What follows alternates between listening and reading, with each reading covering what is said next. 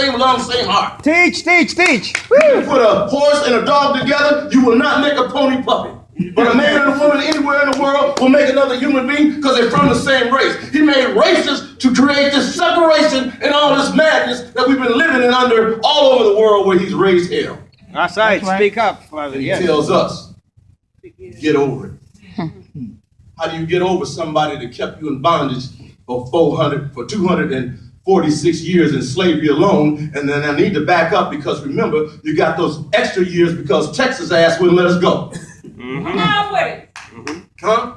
Texas said to the world, before I let my slaves go, I will advocate for the United States of America. I will separate. I will become my own country. I will stand up as the lone Ranger. star. Star. Lone Star State. Even to this day, when they say get over it, every time I watch the Dallas Cowboys, that damn Lone Star is right there in the middle of the field. It's on the side of their helmet. It's all over the shirt. We running around with the Lone Star all over us, talking about we love some Dallas Cowboys. The ultimate insult. How about them Cowboys? The Lone Star. Because you only know the Confederate flag. You don't know the story of the Lone Star. Woo! Come on. The star that demanded that you stay in slavery. And 3 extra years you stayed in slavery in Texas because they did not let us go. And when they finally let us go, that's when we celebrated what's called Juneteenth. Tell them, preacher. And even after then, those small broke farmers all up in the woods and the hills still had us tied to trees, still getting slavery out of us. And the minute it was finally broke, they invented something called a chain gang. Dr. Fagan, chain gang. And made us bust them bricks and do all that madness all over this country. Convict labor. And told us, get over it. We come through that, into that period called the Nadir, where white Americans could shoot us, kill us any way they want, and walk away. And we stayed there until we got to Jim Crow that made sure you were separate and not equal. You could not come in here. You couldn't do nothing in here. You could not walk in the average restaurant. You couldn't go to the movie show. You couldn't do nothing you do now. And most of you are so ungrateful for those of us that paid for the right for you to Come do. on, It's amazing how you act when you go to the shows in the school Anyway. that you fought for. Anyway. They talking about over our dead body, they let us go to school, and you run around talking about I ain't going to school. They're bad. Every step of the way, everything they ever did to us, they never did it without saying that word first. Hang that nigga. Rape that nigga. Boil that nigga in oil. Skin him alive between 2 mules or 2 horses. Watch it. Tar and feathery. Hang him high. Matter of fact, when they finally started counting the hangings, they had more than 4,000 hangings after all the years they weren't even counting. And 3,500 of them was in Florida. That's right. And we talking about the N-word like it's our brother.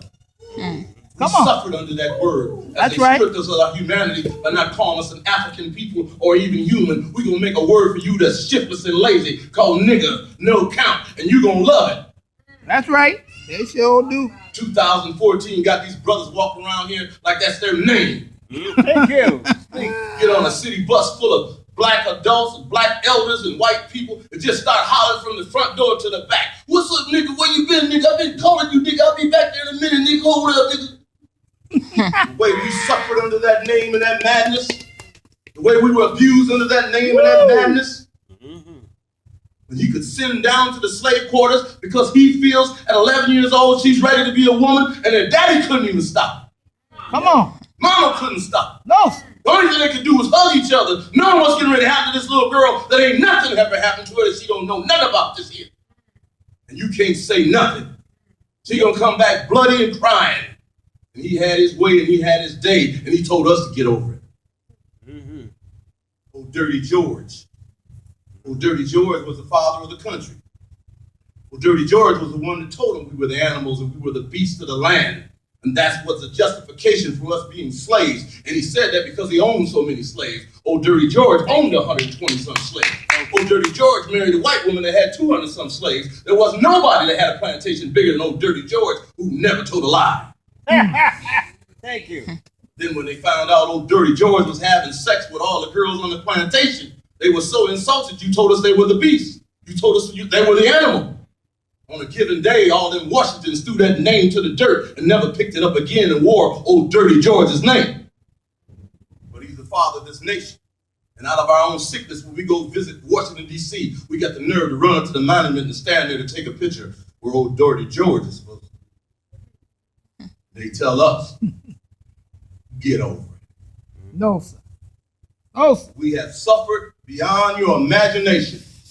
You don't let nobody take that story from you. You tell it to your children. You tell it so they believe it, understand it, and teach the next generation. That's why Jews say never again. You're supposed to say never again. It really happened. Don't let them lie to you and trick you. Memory. What they wanted to be. Yes. You in some field singing and happy picking cotton. That wasn't slavery. No. That was some plantation down south. Slavery was everything I just said. Thank you. Memory. Slavery was the building of the East Coast. Without us, wouldn't have been them bridges and them roads and them cobblestone streets. Wouldn't have been them schools and colleges that the first slaves built. All the way down to Carolina, where we did that tobacco, we did that sugar cane before it even got to Florida, before it even went across to Georgia and crossed the South. They had you thinking we was down south and all of us picked cotton. We didn't build the railroad. We didn't build the ships. We didn't build Washington, D.C. That's a lie. Thank you. We at the root of all of that. That's right. I heard a brother talking about the insurance companies the other day. That's a fact. They insured every slave on every slave ship. And when the ships made it, they made a fortune. They made so much money insuring slaves coming from Africa that they built Princeton and Harvard off of insurance money, off our people suffering, chained to the bottom of them boats. Yeah. Oh, they're proud. They're never ashamed. When you go to Germany, after what Hitler did, there's no schools in his name. No. There's no colleges in his name. Thank you. There's no roads in his name. No. There's no highways in his name. There's no parks in his name because that sin was so ugly and so bad, they done with it. Thank you. But in America, every one of them slave owners got schools in their name, That's right. roads in their name, libraries in their name. Because they ain't embarrassed about what they did to us. No. No, sir. Even the founding fathers, all of them, they're going to tell you all of them were slave owners. That's right. They got to be proud, but you ain't. Mm-hmm. See, they did me and Fagin when we was in school on George's Day. They gave us a piece of paper. You remember that, Fagin? And we had to color in George Washington and take him home to our black mama and be proud of him as the first father. And they never mentioned he was a slave owner. No, sir. They never mentioned what he would have done to me had he had me. Mm-hmm. And they want us to get over it. I don't want y'all to get over nothing. I want you to know it. I want you to share it. I want you to understand we paid our dues. Don't play with us. Thank you. Don't play with us. We didn't fight for you to go to school for you to refuse. And we didn't fight for you to go to school and you don't do your best. We didn't fight for you to go to college and you refuse. We fought for you to go and do your best. That's right. All the opportunities that you have today that we didn't have yesterday, that people like me and others poured their hearts on the ground, went to jail and took them beatings. And all you got to do is walk inside. You don't even want to walk inside and vote. Every battle that we won, all we asked of you is that you go take advantage of what we paid for. We paid for it in blood. Y'all ain't paid no blood yet. See, the worst thing that I seen on a march one day, a 70-year-old woman was in front of me. I'm in the line behind her. When that man told us to stop, he took a rifle. Back then, I don't know if any of y'all ever seen the steel butt on the back of the rifle. He took it straight to her forehead. He hit that sister so hard, she knocked me and her down.